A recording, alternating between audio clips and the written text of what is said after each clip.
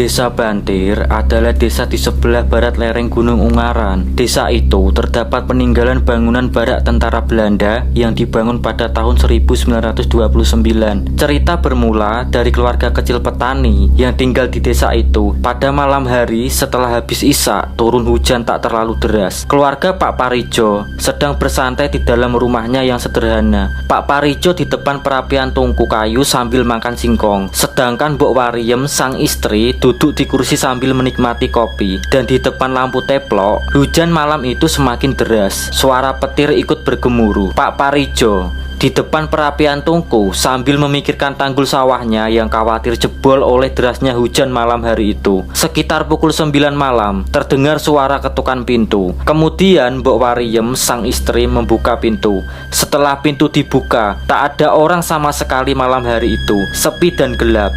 Karena saat itu belum ada listrik di desa itu, Pak Parijo bilang pada sang istri, "Kowe paling mau krungu-krungunan yem, itu paling cuma pendengaranmu saja yem. Wes pakne turu wae, wes wengi ki hawane adem.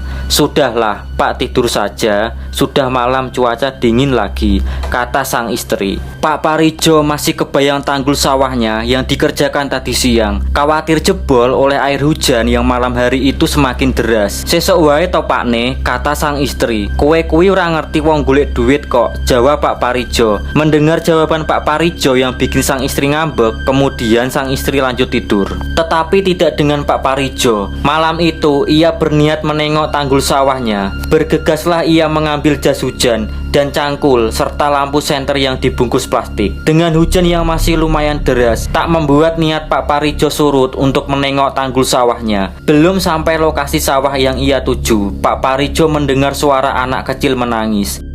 Dicarilah sumber suara anak kecil yang menangis itu, dan Pak Parijo melihat kedua anak kecil usia 10 tahun, laki-laki dan perempuan. Tapi yang aneh, anak itu bukan anak warga lokal, akan tetapi anak orang Belanda. Pak Parijo heran karena selama ini di daerahnya tak ada orang Belanda atau orang asing. "Iki anak isopo?" tanya Pak Parijo dalam hatinya. Kemudian Pak Parijo bertanya pada anak kecil itu, "Hei, kowe nopo bengi-bengi nangis cerak embung iki?" Tak ada jawaban dari kedua anak keturunan tadi.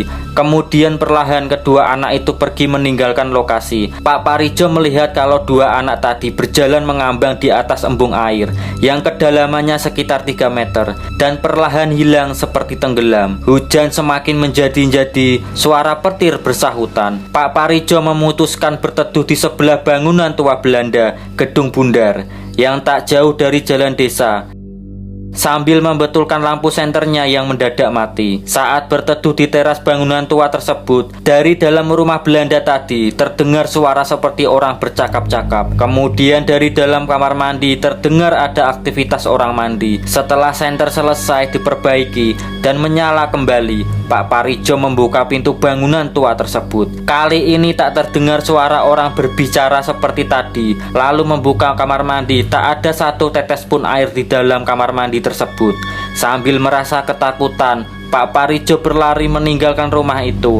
Apesnya, kaki Pak Parijo tersandung patok yang malam hari itu benar-benar gelap dan licin jalannya. Saat terjatuh, badan Pak Parijo seperti ditindih barang yang begitu berat, tak bisa bergerak. Sayup terdengar suara seperti serdadu Belanda berbaris memakai sepatu. Karena malam hari, suara kecil apapun terdengar jelas. Mata Pak Parijo melihat dengan sangat jelas malam hari itu. Ada beberapa barisan serdadu Belanda, tapi hanya setengah badan saja, hanya pinggang ke bawah saja, sedangkan badan sampai kepalanya tidak ada. Antara sadar dan tidak, Pak Parijo nggak bisa bangun dari ia jatuh. Belum hilang rasa takut yang melihat penampakan serdadu Belanda tadi. Selanjutnya Pak Parijo melihat sosok seseorang berjalan tanpa kepala. Di tangan kanannya sosok itu memegang kepala manusia. Di sisi lain, istri Pak Parijo di rumah menunggu sang suami dengan cemas karena hampir jam 2 malam sejak berangkat ke sawah tak ada tanda-tanda suaminya pulang. Sang istri membangunkan kedua anak lelakinya bahwa menjelang pagi Pak Parijo tak lain ayahnya belum pulang. Sang anak yang bernama Sulistyo berinisiatif menyusul ayahnya, namun dicegah emaknya. "Sesuk wae tole, wong isih peteng," kata ibunya. Akhirnya niat itu diurungkan oleh Sulistyo sang anak. Terdengar suara ketukan pintu rumah mereka pada jam 2 malam. Saat istri Pak Parijo membuka pintu lagi, tak ada orang sama sekali, seperti pada jam 9 malam tadi. Opo yo sing totok-totok lawang kui genderuwo uwit sawo ijo kui yo? Apa yang ketuk-ketuk pintu itu genderuwo penunggu pohon sawo hijau itu ya? Kata Bu Wariem pada anak-anaknya. Akhirnya Bu Parijo menutup kembali pintu rumahnya. Pada saat waktu yang bersamaan, Pak Parijo malam itu hanya bisa berjalan merangkak, berencana menuju rumah Pak Trimo yang tak lain mandor perkebunan wilayah tersebut.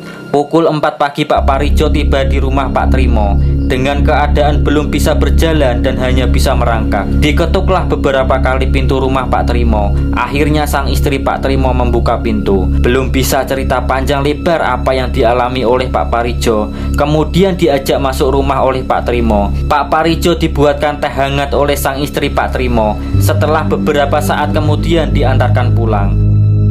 Saat sampai di rumah Pak Parijo, sang istri hanya bisa menangis. Melihat kondisi Pak Parijo yang seperti orang linglung, Pak Trimo pamit pulang setelah mengantarkan Pak Parijo. Belum jauh meninggalkan halaman rumah Pak Parijo, Pak Trimo melihat sosok hitam tinggi besar dengan mata merah menyala di dekat pohon sawo. Pak Trimo dengan rasa takut berjalan setengah lari melihat makhluk astral itu. Sampai di halaman rumahnya sendiri, Pak Trimo juga melihat makhluk yang tadi berada di pohon alpukat bergegas masuk dan mengunci pintu rumahnya. Sedangkan Pak Parijo masih dengan keadaan seperti saat diantar ke rumah oleh Pak Trimo, masih linglung. Sang istri pagi hari itu berniat pergi ke rumah Mbah Bongol yang tak lain adalah sesepuh desa yang sering dimintai tolong untuk menyembuhkan orang yang kerasukan. Setelah menceritakan dari awal hingga akhir apa yang dialami Pak Parijo, kemudian Mbah Bongol mulai bercerita bahwa tentang sosok dua anak mener Belanda yang dilihat oleh Pak Parijo